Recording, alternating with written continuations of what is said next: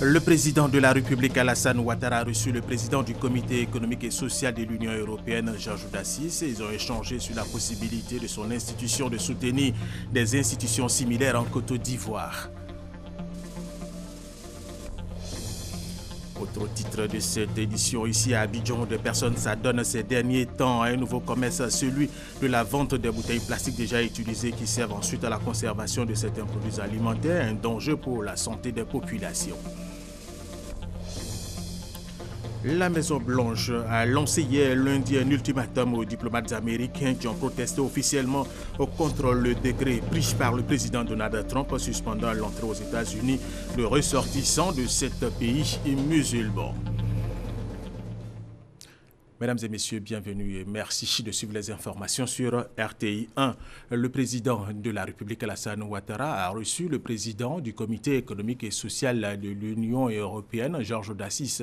Ils ont échangé sur la possibilité de son institution de soutenir des institutions similaires en Côte d'Ivoire et également sur la formation des jeunes et la lutte contre le chômage en Côte d'Ivoire. Awa Touré.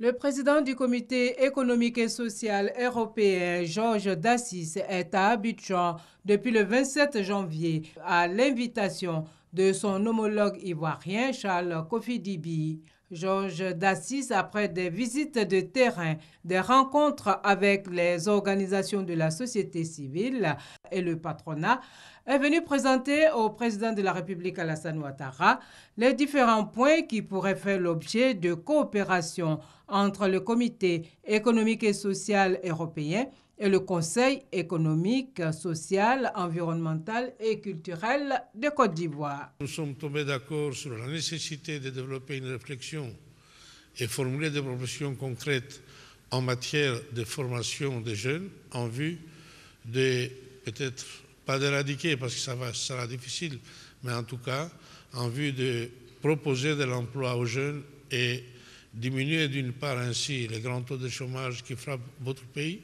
Et ensuite, nous sommes persuadés que c'est à travers ces genres de mesures, donc en créant de l'emploi, qu'on va contribuer à ce que votre pays puisse mieux s'organiser, puisse offrir beaucoup plus d'emplois aux jeunes et puisse permettre à tous ces citoyens de vivre dans la dignité et dans une certaine prospérité. Il faut noter que le Conseil économique et social européen et le Conseil économique, social, environnemental et culturel ont signé ce lundi un mémorandum d'entente en vue de renforcer les relations entre les deux institutions. Le président du Comité économique et social de l'Union européenne a aussi visité le district autonome de Yamoussoukro et l'Institut polytechnique Félix Houphouët-Boigny. L'institution voudra bien coopérer avec des structures étatiques dans certains domaines d'activité. Charles Tatou, RTI Boaké. En visite d'amitié et de travail en Côte d'Ivoire, le président du Comité économique et social de l'Union européenne, Georges Dassis, et son épouse, après Abidjan, se sont rendus à Yamoussoukro. En compagnie du président du Conseil économique et social de Côte d'Ivoire et de quelques conseillers en charge des affaires environnementales, Georges Dassis et sa délégation ont été accueillis par les autorités administratives et politiques. Échange avec la chefferie traditionnelle à Pouin, visite du district autonome de Yamoussoukro et de l'INPHB ont marqué son séjour dans la capitale politique et administrative. À travers cette image, faire savoir au Conseil économique et social européen que nous avons besoin de renforcer aussi la coopération entre l'Europe et la Côte d'Ivoire, d'où la présence aussi de son Excellence ambassadeur Valette. Vous voyez plusieurs objectifs visés et dont nous espérons qu'ils seront tenus. Je suis ébloui par tout ce qui se fait et je crois que ce pays va plutôt bien et j'espère que ce pays ira bien pour l'ensemble de la population qui y vit. Que les décideurs de l'Union européenne tiennent compte très sérieusement de la nécessité de développer davantage la coopération avec les pays africains et particulièrement avec la Côte d'Ivoire. Le président du Comité économique et social de l'Union européenne a mis fin à sa tournée touristique par une visite guidée de la basilique Notre-Dame de la Paix. Après avoir participé au 28e sommet de l'Union africaine où il a représenté le président de la République Alassane Ouattara, le vice-président de la Côte d'Ivoire Daniel Kablan-Duncan rentre cet après-midi à Abidjan. À l'occasion justement de ce 28e sommet de l'Union africaine à Addis Abeba en Éthiopie, le Maroc fait son retour au sein de l'organisation panafricaine. Rabat avait quitté l'UA en 1984 pour marquer son désaccord sur le dossier du Sahara occidental. Le vice-président ivoirien Daniel Kablan-Duncan, présent à ce sommet, se prononce sur le retour du Maroc. Nous sommes heureux que le Maroc ait été admis à rentrer au niveau de l'Union africaine. Le Maroc est membre fondateur de l'Organisation de l'Unité africaine, l'OUA, et nous sommes heureux de cette rentrée parce que même s'il y a des problèmes, nous pensons que, comme avait dit le président Félix Houphouët-Boigny, le dialogue est l'arme des forts. Et je pense qu'on parle de l'Union africaine, il faut bien qu'il rentre, de manière à ce que s'il y a des questions sont pendantes, on puisse en discuter à l'intérieur de l'Union africaine. C'était notre sentiment et nous sommes heureux que le Maroc ait été donc admis.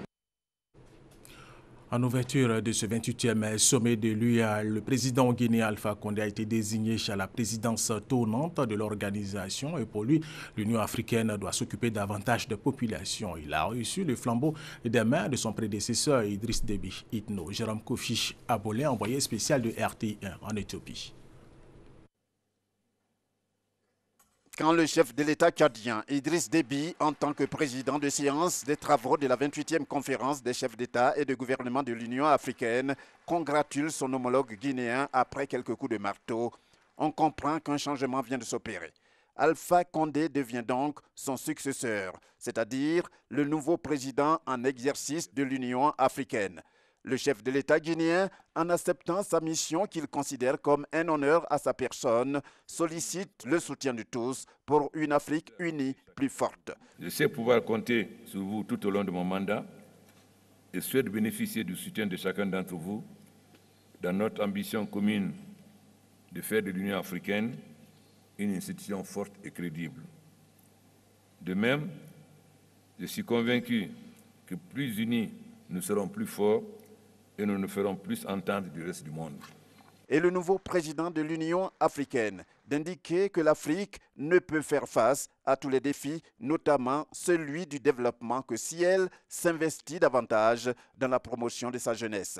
Juste une allusion faite au thème du sommet d'Addis Abeba, à savoir tirer pleinement profit du dividende démographique en investissant dans la jeunesse. Ce sommet de l'Union africaine, qui est avec le choix d'Alpha Condé désormais à la tête de la présidence de la conférence, consacre ainsi le renouvellement du staff dirigeant de toutes les instances.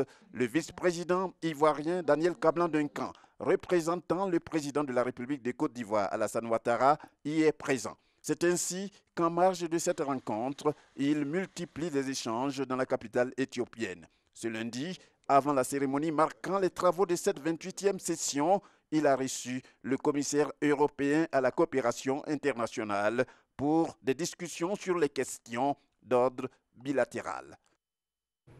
Jérôme Kofi Abolé, quant au chef de la diplomatie tchadienne Moussa Faki Mahamat, il a été élu à la tête de la commission de l'Union africaine. Il succède à la sud-africaine Nkosazana Lamine Zuma. La vice-présidence de la commission a été attribuée au candidat du Ghana. Revenons en Côte d'Ivoire à l'issue de l'Assemblée générale tenue vendredi dernier à l'Université Félix Houphouët-Boigny. La plateforme nationale des syndicats des fonctionnaires et agents de l'État de Côte d'Ivoire avait annoncé la suspension de son mot d'ordre de grève pour que le travail reprenne hier lundi 30 janvier sur l'ensemble du territoire ivoirien. Et cela a été effectif. Les écoles, les universités, les administrations, bref, tous les fonctionnaires sont au travail depuis hier. Moussa Konadé. Des consignes aux élèves, épreuves physiques et sportives au programme ce matin. Juste à côté, dans cette salle, un enseignant en pleine séance de cours. Ce lundi 30 janvier sonne comme une seconde rentrée des classes au collège moderne de Cocody. Après 3 semaines d'arrêt de travail pour motif de grève des fonctionnaires, enseignants et élèves sont de retour sur les bancs. Ce matin, nous sommes arrivés, nous avons salué le drapeau. Grande a été notre joie de voir que les cours ont repris ce matin. Tous les professeurs sont présents, à l'exception d'une dame qui est absente, mais pour des raisons de maladie. Même constat dans bien d'autres établissements. Des élèves visiblement heureux de reprendre le chemin de l'école. Aujourd'hui, ils ont recommencé les cours, les professeurs sont venus, on a bien fait le cours. Il y a des interros même, les professeurs ont fait. Je suis contente d'avoir repris le cours. Je souhaiterais que ça continue. À l'école normale supérieure, centre de formation des encadreurs du secondaire, ici, la grève est vite oubliée. Les salles de cours sont occupées par les apprenants et formateurs. On s'active pour rattraper le temps perdu. Du point de vue timing, on peut dire que ça a chamboulé un peu quand même le programme. À l'INS, même un jour raté, c'est déjà 24 heures de cours qu'il faut rattraper. Nos enseignants sont à l'œuvre, ils travaillent les jours normaux de la semaine. C'est eux qui pourront mettre en place un mode de rattrapage.